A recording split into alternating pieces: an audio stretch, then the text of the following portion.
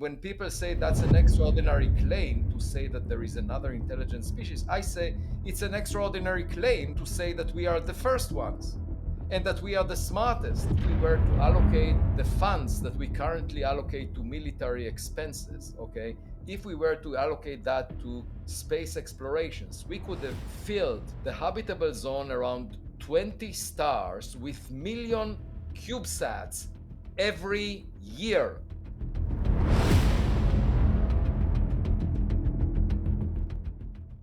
To get us started off, I wanted to ask you, do you believe that aliens are real? Yeah, I think it's arrogant to think otherwise because we know that somewhere between 3% and 100% of all the sun like stars have a planet the size of the Earth, roughly the same separation. And we know that most of the sun like stars formed billions of years before the sun. So, just within the Milky Way galaxy, there are tens of billions of other planets just like the Earth. And they predated us by billions of years. In other words, the clock started ticking billions of years before us. So, how dare we think that we are first to the scene? That's completely arrogant, okay? And when people say that's an extraordinary claim to say that there is another intelligent species, I say it's an extraordinary claim that to say that we are the first ones and that we are the smartest. And that is really arrogant of many colleagues of mine to argue. So I would say that in fact it's very natural for others to have predated us by billions of years. And that means that they had billions of years to fill up the Milky Way galaxy with probes that could have arrived to us. Just to give you a sense, I did a calculation that if we were to allocate the funds that we currently allocate to military expenses, okay, if we were to allocate that to space explorations, we could have filled the habitable zone around 20 stars with million CubeSats every year. Every year, 20 stars, million CubeSats around every star, just if we were not fighting each other. Okay, that's it. Now, if you do that for 1 billion years, you can fill up all the habitable zones around all the stars in the Milky Way galaxy. And 1 billion years is more than the time it takes a chemical rocket to traverse the entire Milky Way galaxy. So, whether we live in a reality where there are 1 million probes around the sun from another civilization, and you just need one peaceful civilization that is not engaged in fighting within. You know, we are engaged. We put all of our resources to fight each other, which is a complete waste of energy and time. But if we were a little bit more sort of forward looking and we were to invest it in space, one civilization like ours with our current engineering and technology could fill up the entire Milky Way galaxy, all the stars, with 1 million probes for each star. 1 million. And I'm saying that's using existing technology. So for us to claim that there is nothing out there, that even when we see interstellar objects that do not look like rocks that we are familiar with, that it's a completely speculative idea that one of them might be technological in origin, I say that's very arrogant. Joseph, I'd also love to hear your take on that. What do you think about aliens? What's your opinion on them? Do you think they're real? Do you believe that there's other life out there? I couldn't have said it more eloquently than Ari. Avi, I'm sorry, Avi. I could not have said it more eloquently. That was my opening. It would be arrogant to believe there couldn't be. I mean, it would be to believe we're the only ones who are uh, up to the state we are, the only form of life. It would be totally arrogant and totally incredible, difficult to understand. So I can't add anything except that I 100% agree and wish I could have said it as eloquently. Um, I do. It does raise a question in my mind. The 4.5 billion years we've been around. Could there have been other civilizations on Earth 2 billion years ago? That time has a way of changing it. So could there have been other civilizations back on Earth? And I'm not talking about alien life that left footprints from a million or 2 million years ago. I'm saying further back than that. Is there any reason why they couldn't? They don't have to have the same attributes we are. They don't have to be capable of adapting to the same environment we do. They grew and adapted in that environment. So I'd wonder what, Abby, your thoughts are on that. Right. So I actually wrote an essay in Medium exactly on this topic, and I said that both the Earth and Mars could have given birth to civilization like ours before us. We tend to think that we are the first to come to the scene, but there are many mothers who have more than one child, right? So the Earth could have given birth to another civilization like ours a billion, 2 billion years ago, and all it requires is that evolution would be twice as fast, and that a factor of 2 is not unusual. So if it happened on Mars, for example, instead of 4.6 billion years now, it happened 2.3 billion years half earlier by a factor of 2. Then that was the time when Mars still had an atmosphere and had liquid water, and you could have potentially had this civilization out there talking a lot about the fact that they're about to lose their atmosphere. That would have been a major item in their policies, politics, newspapers. And they would say, look, there is actually a planet close to us called Earth, and we can terraform it. And guess what? The Earth had no oxygen in the atmosphere at that time, and the Earth obtained its oxygen in the atmosphere roughly around the time when Mars lost its atmosphere. So, I mean, we know that cyanobacteria produced the oxygen in the Earth atmosphere, and that was a very sudden transition. But there is a possibility, in principle, that the two events are not unrelated, that in fact, the Martians decided to terraform Earth, and that's why we see the two events coinciding, that Mars lost its atmosphere somewhere between 2 and 2.5 billion years ago, and around the same time Earth's oxygen level rose dramatically and allowed for the complex organisms that we see on Earth. I mean, it's we now, the thing to keep in mind is, if something existed technological 2 billion years ago, much of those computer terminals or whatever existed back then, cities, or that would have been turned over by geological activity mixed with the Earth's interior, and moreover wiped out by meteors. I calculated that within a 2 billion year timescale, the amount of energy released by meteor impacts is equivalent to 20 Hiroshima atomic bombs per square kilometer. So that's quite a lot over 2 billion years, and that would have wiped out any buildings. I wanted to touch on when you spoke about terraforming Mars, because I know Elon Musk raised this concept of terraforming Mars, and I believe that his idea of how to terraform Mars was quite interesting. I mean, he spoke about nuking Mars, which, I mean, for me, I don't know how effective that would be, but I'd love to hear your take on that. And another one that I saw was that a couple of scientists were talking about melting the ice caps on Mars to release some of the gases that could be trapped within the ice. So do you think it's a good idea to terraform Mars, and how would we go about terraforming a planet if we were to do that in the future? Right. What I was talking about is not terraforming Mars. I was talking about the Martians terraforming Earth. So, in other words, if there was an equivalent to Elon Musk on Mars 2 billion years ago, that equivalent of Elon Musk on Mars would have established Space Y instead of Space X, and he would have considered terraforming Earth. That's what I'm talking about. Earth had no oxygen in the atmosphere, and all you needed is to encourage cyanobacteria to produce oxygen. Now you're asking, okay, there is our home. Suppose that was the case. There is our home Mars that by now lost its atmosphere. Now we look back at Mars and we say there is no atmosphere there. We cannot live there. So now we are thinking what to do with Mars, okay, which is a completely different problem, because there is no atmosphere there. We're not talking about an atmosphere where we want to change the composition of the atmosphere. We want to generate an atmosphere. We want to generate conditions that would allow humans to live on Mars. That's what we are talking about, which is a much more difficult task, because creating an atmosphere in a situation when there is no atmosphere is much more complex than changing the composition of the atmosphere to contain oxygen. Okay, for that, you just need to encourage cyanobacteria either by allowing them nutrients that they need or suppressing competition with other bacteria, whatever. But all you need is to change the balance of production of oxygen. That's all we need. There is an atmosphere already. That's much easier than recreating an atmosphere that does not exist, melting ice caps that allow liquid water to flow on the surface. You cannot have liquid water on the surface unless you have an atmospheric pressure.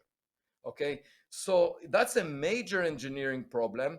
And I don't think Elon Musk is arguing that we create an atmosphere on Mars, because that's a huge endeavor. What people are talking about right now is establishing a human base on Mars and using the ice, the water ice that exists there, to uh, melt it and produce agriculture there, but creating habitats that are isolated. So you can make regions on the surface of Mars where you maintain atmospheric pressure within a capsule, let's say, or within a lava tube. You get into a hole in the ground, you seal it, you fill it with pressure, you create agriculture inside, and you create the conditions for a human base to live there. Okay, we are not talking about changing the entire Mars, because that's a huge endeavor. I don't know how we can do that. Okay, before we do that, we can establish a human base, a sustainable human base, in isolated parts of Mars. What is our universe inside of? I mean, if everything started at a point, right, a singularity, what was that singularity inside of? And another way to ask this is, the universe is expanding. What is it expanding inside of? And I remember I had a conversation about this with Joe the other day. So I'd really love to hear what Avi has to say on this. Well, first, let me clarify that it's not expanding from a point. The Big Bang was not a point. It's actually a time. There was a time. So just imagine a cake which is rising and has raisins in it. So the raisins are receding from each other. The volume of the cake is getting bigger and bigger. That's the way to think about space in an expanding universe where the galaxies are the raisins. They recede away from each other, and the volume that is being occupied is getting bigger and bigger. So that's an expanding space. In Einstein's theory of gravity, space and time are not fixed, are not rigid. Space can expand over time. Now, what that means is that if you go back in time, then all the raisins were getting closer to each other, and eventually the raisins are on top of each other everywhere. It's not that there is a center to the cake. The cake is infinite. Space is infinite. As far as we can tell, we don't know of an edge. There may be an edge, but we don't see it. So the point is, all points in space get to an infinite density at a point in time. So as you go back in time, the universe was denser, and there is a point in time when the density was infinite. At that point in time, it's not a point in space. Everywhere, the density of matter was infinite. Everywhere. You go from this point to that point, conditions are the same. At that point in time, which is called the Big Bang, the density was infinite. Anywhere you go, anywhere. It's the same density that is infinite. Now, Einstein's theory breaks down. Okay? Why? Because when the density becomes infinite, the curvature of space and time is becoming infinite. We don't know what to do. Einstein's theory breaks down. And we know why it breaks down, because it doesn't incorporate quantum mechanics. So to deal with a Big Bang singularity, you need to unify quantum mechanics with gravity. And we don't have a theory for that. So for now, using Einstein's theory, there is a singularity called the Big Bang. It's a singularity in time. Everywhere in space, the conditions are the same, but there is a point in time when the density was infinite. We don't know what happened before that time, okay? Because we don't have a complete theory.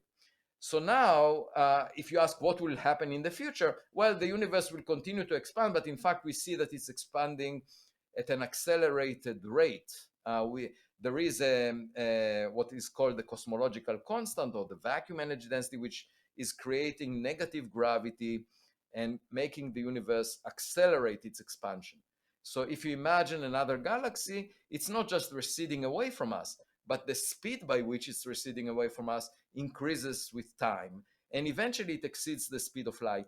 So any galaxy that we look at eventually will move faster than light away from us. So we won't know what happens in it, because even light will not be able to bridge the gap between that galaxy and us.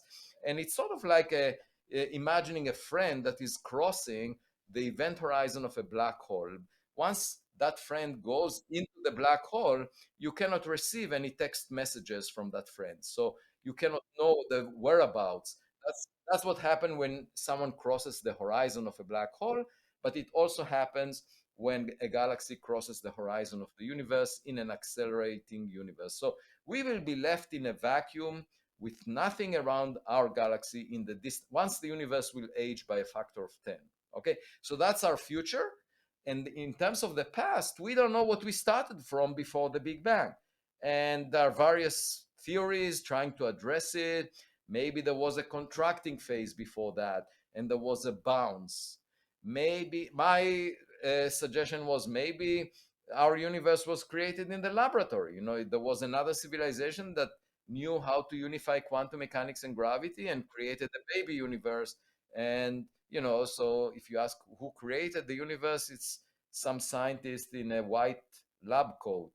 That's a possibility. Probably a molecule in a larger universe. I mean, that's conceivable. Everything is conceivable. I think the interesting notion, though, that you introduced that I really had never thought about or heard before was the fact that once we go faster than the speed of light, nobody will you don't see it anymore. I mean, you don't and so that's just an interesting thing to think about now. I got to think about that for a while.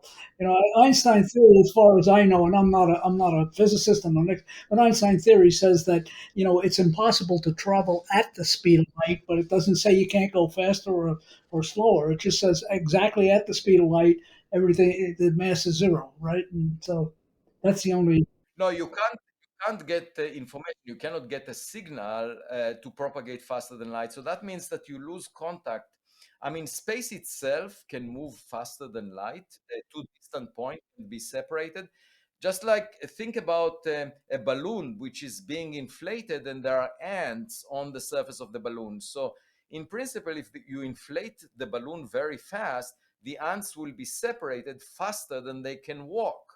And that is similar to basically blowing up space in the universe in an accelerated fashion, such that light cannot bridge the gap that is being opened. So the analogy here is between the ants and particles of light, which propagate at a finite speed. But if space itself is expanding too fast, then even light cannot bridge the gaps that are being opened. Like the ants cannot walk, cannot meet each other when the surface of the balloon expands too fast, because they have a finite walking speed. So the point is, we will lose contact with other galaxies given the accelerated expansion of the universe. And some of my friends were upset by that when I wrote this paper about 2 decades ago, when the accelerated expansion was discovered. I'm actually very happy because, as I get older, I enjoy having more space. If the universe was contracting, I would get claustrophobic, because there would be a point in time when there would be a big crunch where we would basically be crunched together with everyone else. So even though you'll get closer to your friends over time, eventually everything will become a hot, dense soup of elementary particles.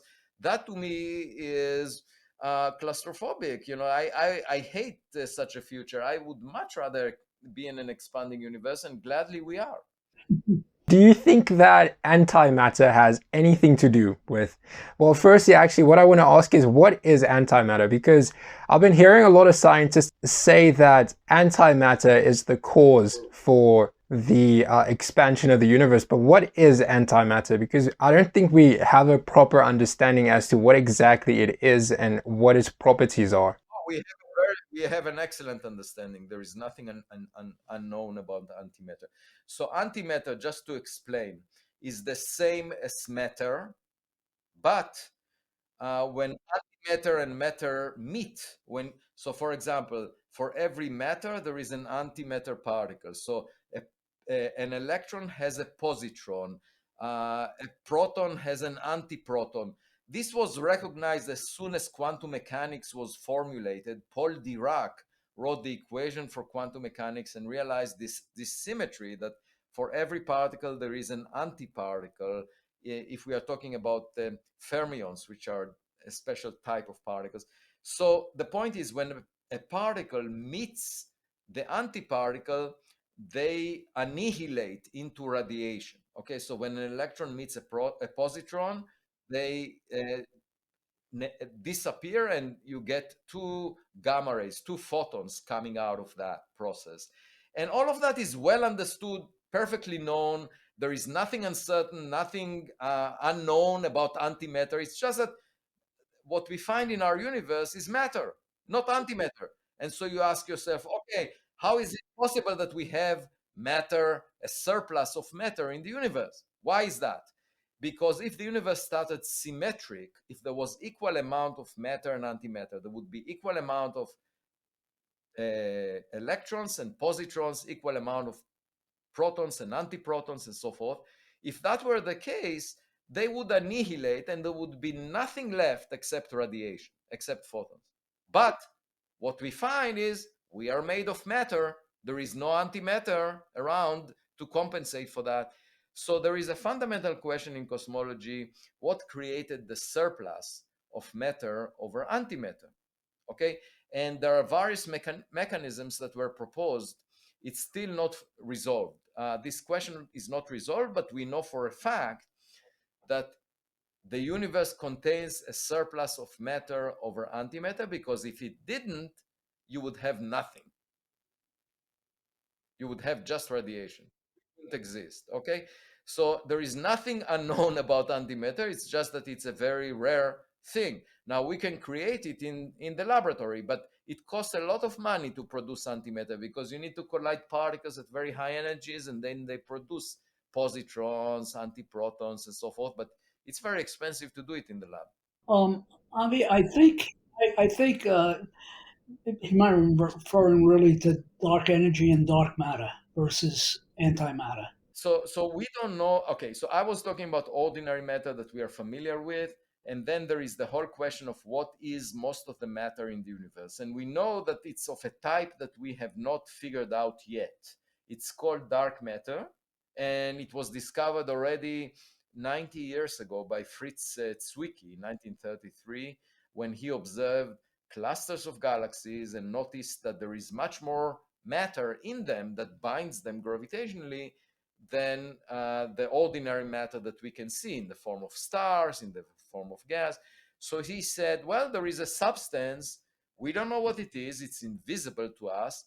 And he called it dark matter. And since then, 90 years ago, we have firmed up the evidence in favor of dark matter. So we know indeed that dark matter exists, that it comes from many lines of evidence, but we still don't know what it is. And the latest attempt to produce dark matter in the laboratory was in the Large Hadron Collider. It was popular to think that it's maybe the lightest particle with a new symmetry called supersymmetry. And then we invested $10 billion in the Large Hadron Collider with the hope that we might produce, by smashing hadrons against each other, by smashing protons against each other, we will generate the dark matter in the lab. We haven't done so. We haven't found the dark matter yet. So we don't know what the dark matter is made of. The belief is that it's some type of particle that has very weak interaction with ordinary matter, but we don't know what it is. And so that remains to be found. Okay, it could also be in the form of tiny black holes. It could be in the form, we just don't know. Maybe gravity is modified. At the moment, it's a puzzle, and it has been a puzzle for 90 years. What is most of the matter in the universe? So it's actually surprising that cosmologists are getting paid, because they are talking about something they don't know what it is. So if someone was talking about something that they don't know, I mean, why would you pay such a person a salary?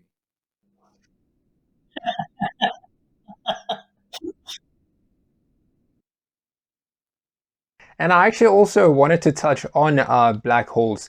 With everything going into the black hole, what happens to all the matter that is going into the black hole? Is there something called a white hole that maybe, all this matter is going out of? I mean, this is something I think of all the time. I'd love to hear your opinion on that? So, I had a flood in the basement at my home a few years ago, and the plumber came over, and we figured out that the sewer was clogged by tree roots. Okay. But that during the hours that it took us to fix the problem, I started thinking, what happens to matter that falls into a black hole? Because at the time I founded the Black Hole Initiative at Harvard, and since then, we imaged a black hole. You might have seen that image. And so the question is, what happens when matter falls into a black hole? And in the case of the water in my basement, I know that when the sewer is not clogged, it goes into a reservoir that the town owns. And so the question is, for example, at the center of a black hole, you can imagine that the material that falls into a black hole collects and reaches the highest density that we can imagine, which is the Planck density. And maybe we make some kind of a star in the middle of a black hole where all the matter collects. That's one possibility. Um, the other possibility is that the matter goes somewhere else, and that, as you mentioned, could be a white hole in another universe, in another part of the universe, where the matter that goes in comes out, as an outflow or as a burst of energy somewhere else. We don't know that.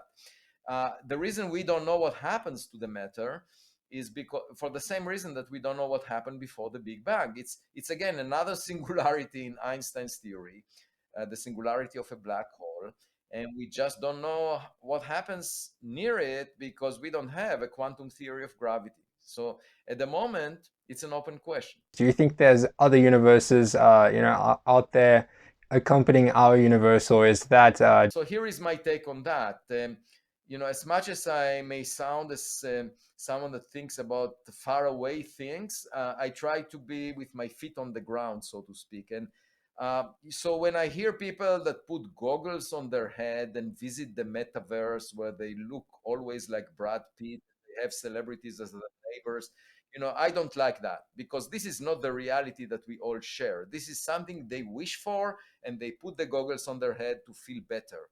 And the same is true about people that take recreational drugs. I fully believe them that they enjoy their experience by taking recreational drugs, and they live in a different reality, which is much better than the reality we all share. But as a physicist, that's not a reality that we can analyze using the tools of science. Okay, so you can take drugs and live in a special reality that you enjoy. That's not the reality I care about, because it's not shared by everyone. And the same about the goggles that you put to get to the metaverse.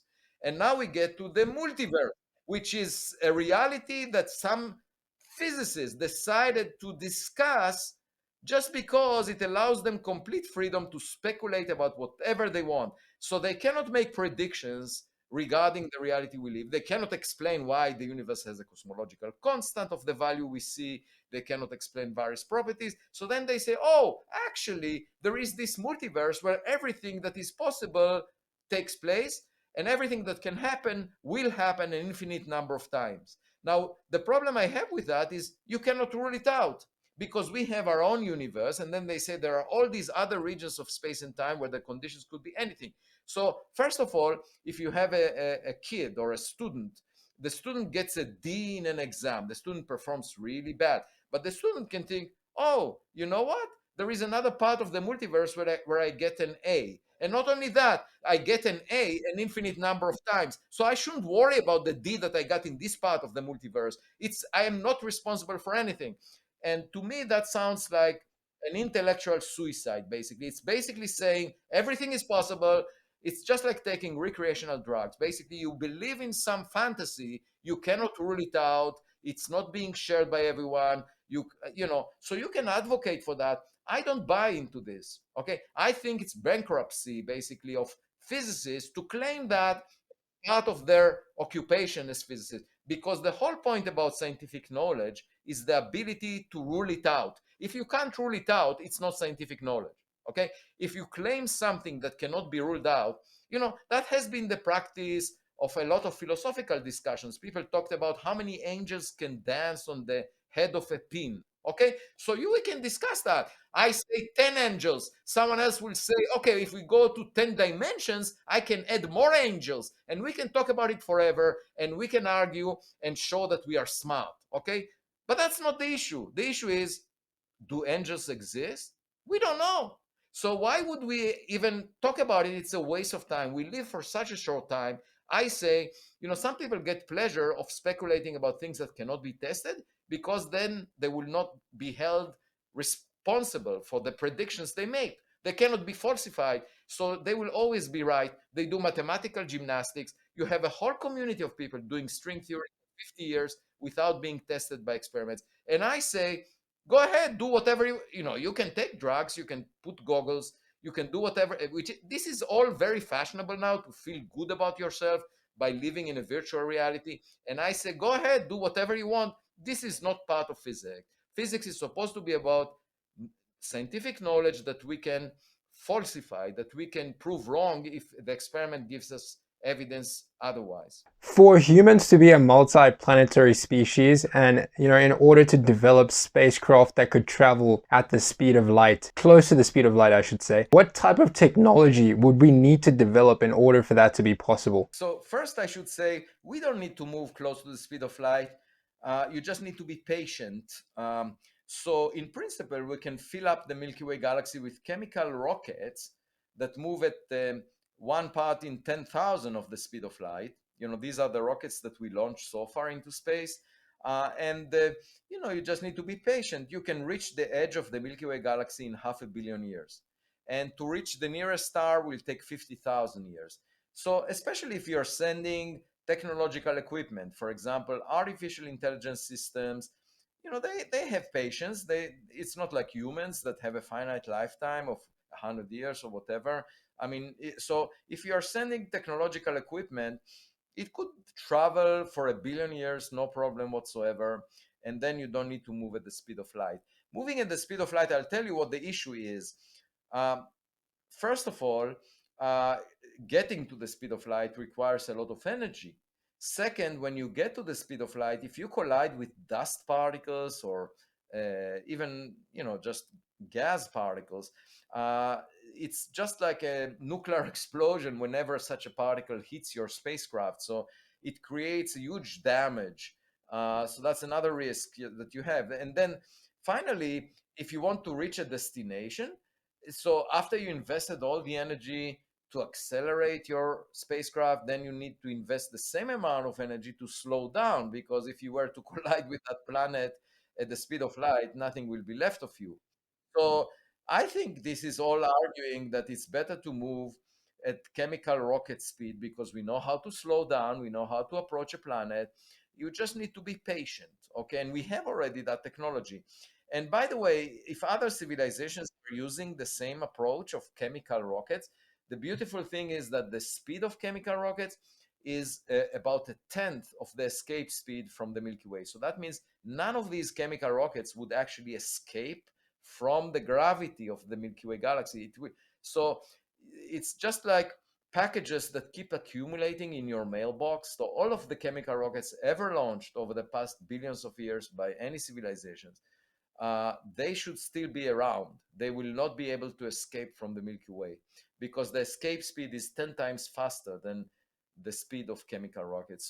So that's the beauty of it. Searching for chemical rockets, that others may have launched, is just like searching for packages in our mailbox.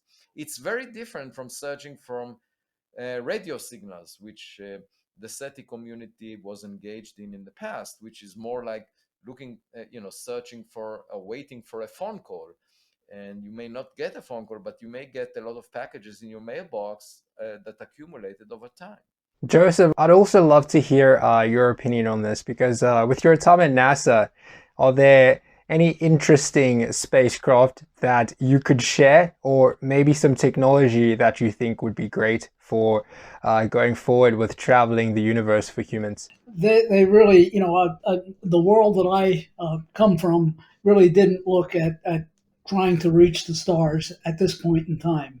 I think the difficulty I see anyway, and the challenge we face is simply, I'll take Mars as an example. Um, right now, the using chemical propellant, the von Braun kind of model is 6 months cruise time, 2 years there, 6 months back. Um, Radiation on the human body, lots of challenges, a lot how many sandwiches I bring, all sorts of challenges. So one of the things we looked at was different forms, and if you do a non-Caperian trajectory, you could actually, if you could accelerate 1g halfway there and deaccelerate 1g the second part of the journey, you could get there theoretically, and not theoretically, in 3 days. Mathematically, you can get there in 3 days. The difficulty, the amount of energy to do that is enormous. However, that's also a linear equation, and if you can, you look at thermal nuclear, giving you a constant, things like Vasimir, you may be familiar with, but technology that's being worked on at this point, that could get us there in 30 days. You know, it's a tenth of a g of acceleration halfway there. Suddenly, a lot of the challenges, how many sandwiches I need to bring, but that's the kind of breakthrough that would make Mars a practical place to start building habitats and start to look at exploring ways of exploiting the surface and having humans live there, and give you the ability, you don't have to spend all this money on a 3 year mission, all this energy to get there and find out there's nothing interesting. You know, and that spot, and you want to go to a different spot and try and mount a second mission. So the point is, having a propulsion system allows you to go there at much greater speeds, shorter duration stays, quicker returns. You don't have to wait for the minimum opposition. Is, in my opinion, the key. I also believe that there's technology. I have no idea what it is, and I'm not there yet. Okay, but that would allow us to get up to greater speeds and greater distances over time. Again, not at the speed of light, but faster than going to Mars. And I think that technology is in front of us. And before, we were going to have to develop an awful lot of things before we can even send satellites there in shorter, reasonable periods of time. From my viewpoint at NASA, one of the biggest issues was, is anybody in Congress or anybody interested in funding something that isn't going to return anything back for 50, 100,000, 50,000 years? That's the problem with the patients, is people wanting to invest in that, willing to invest in that today.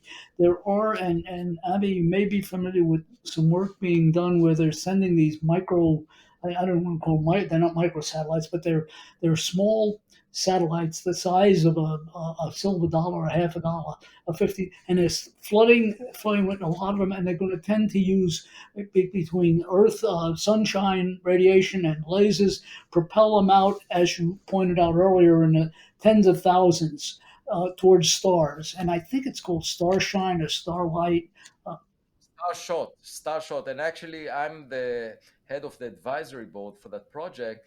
But I should say we just started a new space corporation called Copernicus, where we are focused on small probes, just the way you advocated, not necessarily accelerating them with lasers, but basically it's a different approach than used in the past, where there were big missions that were very mhm. expensive, and have a lot of small probes. You can visit many more locations, and it gives you much more flexibility to explore, many places on, for example, a destination like Mars or the Moon. Or so we are currently looking into the benefits that would come about from a swarm of tiny probes that might be sent in the future. That's a new concept that is part of the Copernicus Space Corporation that we just founded a month ago. Is that what Pete Warden? Do you know who Pete? Yeah, Pete and Yuri. No, so Yuri Milner is the Starshot project, and that is to accelerate a small probe close to the speed of light. What I'm talking about is another initiative where the speed does not need to be very high, but it's just for exploration of the solar system, not So the Starshot project is talking about a fraction of the speed of light just to get to another star within our lifetime. But if you're interested in the solar system, you don't need to move that fast. And that's the concept being considered by the Copernicus. But I think those are those kind of breakthroughs that you need is planning on and looking for technology and ways to leverage you to get there versus large, huge projects that take 30 years, 20 years, 15 years, and 1 year. And by the way, along the way they could fail.